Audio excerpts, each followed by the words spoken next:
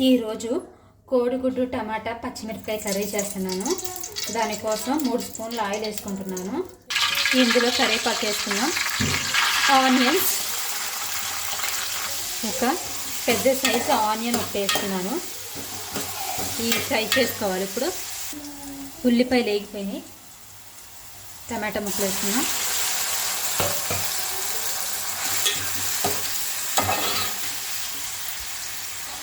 టమాటాలు 5 నిమిషాలు మగ్గిన తర్వాత 1/2 స్పూన్ పసుపు వేసుకున్నాను. రుచికి సరిపడా సాల్ట్, కారం. ఇందులో ఒక 5 ఎల్లుల్లిపాయ రెబ్బలు దంచి పెట్టుకుని వేసుకున్నాము. ఉప్పు కారం వేసిన తర్వాత 2 నిమిషాలు వేగిన తర్వాత వెల్లుల్లిపాయలు వేసుకుని 1 గ్లాస్ వాటర్ కూడా పోసేసుకుంటున్నాను.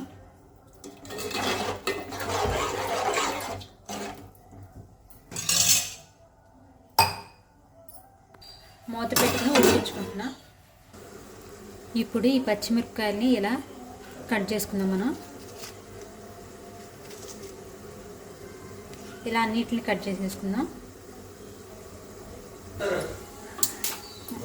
మూత తీసుకుని ఇలా కట్ చేసుకున్న పచ్చిమిరపకాయలు ఇలాగే వేసేసుకోవాలి.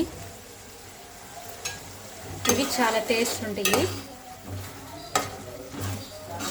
ఇప్పుడే ఎగ్స్ కూడా వేసేసుకుందాం. ఇలా కట్ చేసి చుట్టూ కట్ చేసుకున్నాం.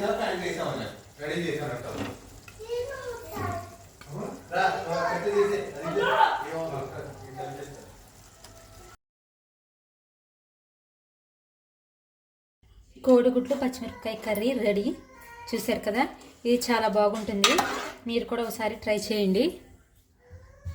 ఈ పచ్చిమిరపకాయ చాలా బాగుంటుంది అన్నంలో నంచుకొని తింటే. చూసారుగా, ఇలాగే ట్రై చేయండి ఒకసారి. చాలా బాగుంటుంది.